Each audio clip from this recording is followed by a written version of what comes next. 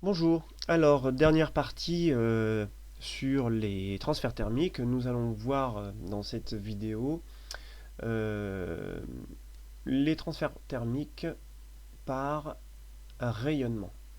Donc, on a vu la conduction, la convection, maintenant le rayonnement. Alors, pour comprendre de quoi on parle, imaginons la situation suivante.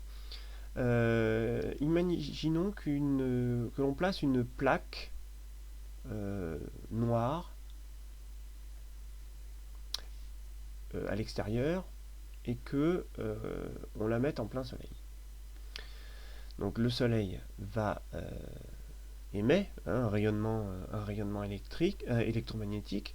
Ce rayonnement électromagnétique va arriver sur la plaque qui est noire. Si on place un thermomètre dans la plaque, eh bien on va constater que la température de la plaque augmente. La plaque a donc emmagasiné de l'énergie. Alors maintenant, si on prend cette plaque et qu'on l'amène dans l'obscurité, eh bien on constate que cette plaque, elle est encore chaude. Et elle va continuer à émettre de la chaleur, sauf que cette chaleur va être émise sous forme de rayonnement. Alors qu'est-ce qu'on appelle un rayonnement? C'est tout simplement une onde électromagnétique. Donc les ondes électromagnétiques sont caractérisées par des longueurs d'onde que l'on note lambda, et elles constituent tout ce que l'on a autour de nous, tout ce qui est lumière, rayons infrarouges, ultraviolets, ondes radio, ondes radar, rayons gamma, etc., etc. Avec une petite particularité, un exemple, c'est que la lumière est une onde électromagnétique dont la longueur d'onde, lambda, alors c'est une longueur, ça s'exprime en mètres, la longueur d'onde est comprise entre 400 nanomètres et 800 nanomètres. Voilà. Alors ce rayonnement ici, émis par la plaque noire, ce ne sera pas forcément du rayonnement visible, ça peut être du rayonnement invisible, et si c'est de la chaleur, eh bien ce sera essentiellement ce qu'on appelle des rayons infrarouges. Voilà. Alors ce comportement-là, en physique, on le modélise par un matériau. C'est un modèle, un matériau type. Alors ce matériau, on lui donne un nom particulier, on l'appelle le corps noir. Donc le corps noir, c'est un modèle physique, matériau, qui emmagasinerait toute l'énergie à laquelle il est soumis et qui restituerait toute cette énergie sous forme de rayonnement. Voilà ce qu'on appelle un corps noir. Alors pourquoi noir? Parce que évidemment, si vous faites la même expérience du Soleil avec une plaque blanche, vous savez bien que vous allez avoir une partie de l'énergie qui va être réfléchie sur le blanc. Alors non seulement l'énergie lumineuse, puisque l'objet blanc va renvoyer beaucoup de lumière, mais possible aussi renvoyer aussi de rayonnement sous forme de chaleur. Donc cet objet qui absorbe toute l'énergie à laquelle il est soumis, on l'appelle donc le corps noir. Alors la particularité du corps noir et des matériaux qui se comportent comme des corps noirs, c'est que la densité de flux thermique que va pouvoir émettre ce corps noir est proportionnelle à la température de l'objet. Alors attention, température à la puissance 4, et multiplié par une constante qu'on note sigma. Alors cette constante, ce qu'on appelle la constante de Stéphane, cette loi, c'est la loi de Stéphane-Boltzmann. Alors la densité de flux thermique exprimée en watts par mètre carré, la température, vous l'exprimez en Kelvin, c'est important, et sigma, alors sigma c'est une constante, et sigma vaut 5,67 fois 10 puissance moins 8 watts par mètre carré Kelvin puissance 4. Bon, c'est pas à apprendre par cœur évidemment, mais ça vous permettra de faire les calculs.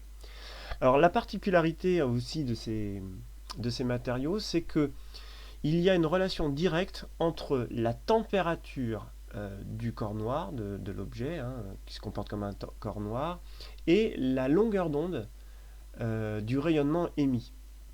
Alors la relation est la suivante, je vous la donne, mais si vous en avez besoin, de toute façon on vous la redonnera.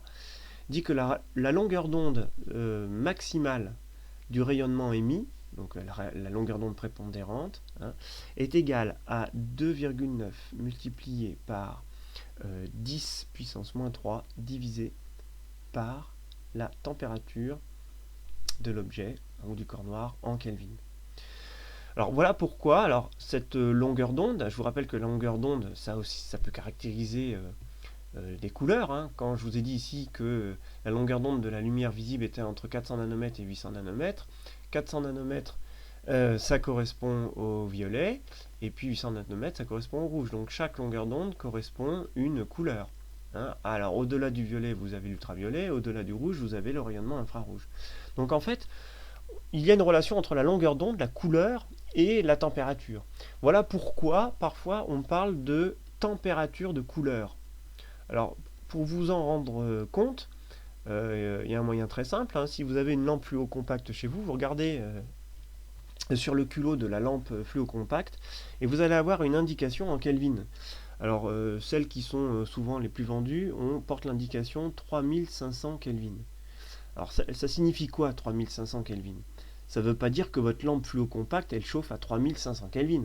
La preuve c'est que quand elle fonctionne et que vous mettez la main dessus, vous ne vous brûlez pas forcément.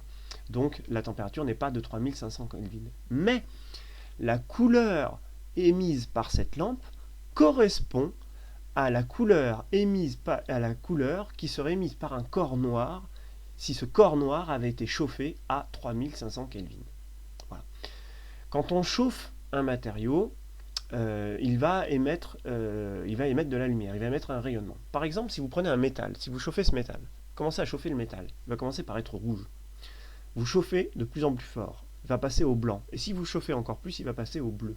Donc vous voyez qu'il y a une relation entre température à laquelle il faudrait chauffer un corps noir pour qu'il émette une couleur. D'où la notion de température de couleur. Et suivant ces valeurs en Kelvin, alors je vous rappelle que plus la température augmente, plus la longueur d'onde diminue. Donc plus vous allez avoir une température élevée, plus vous allez avoir une longueur d'onde basse. Autrement dit, sur vos lampes fluo compactes, plus la valeur en Kelvin est élevée, et plus la couleur de votre lampe fluo compacte va aller vers le violet bleu. Alors, ce qu'on appelle des températures froides. Alors, en fait, c'est faux. On devrait dire plutôt des températures chaudes. Donc, quand ça nous apparaît rouge orangé, on dit que c'est chaud. Mais c'est pas vrai. Le rouge orangé correspond à une température inférieure au bleu. Voilà. Donc, vous voyez que cette notion de température que vous pouvez relire sur les lampes fluo compactes est directement reliée à l'étude de ces objets un petit peu particuliers qu'on appelle les corps noirs. Voilà. Et dans les exercices, on considérera que tous les matériaux qui rayonnent et qui émettent un rayonnement électromagnétique se comportent comme des corps noirs. Donc vous pourrez calculer évidemment la densité de flux thermique émise par ces matériaux en utilisant cette relation-là. Voilà, ça permet de faire quelques exercices sur l'effet de serre, sur par exemple quand on étudie, vous savez, une tubulure placée sur un toit et qui est chauffée grâce à la lumière du soleil, donc des capteurs solaires. Alors pas capteurs photovoltaïques, mais des capteurs thermiques qui vous permettent de chauffer l'eau. Donc tout ça peut se faire en exercice et se fera par l'intermédiaire de l'étude du corps noir. Voilà, et bien écoutez, il ne vous reste plus qu'à faire quelques exercices. Et d'ici le prochain cours, je vous dis à bientôt.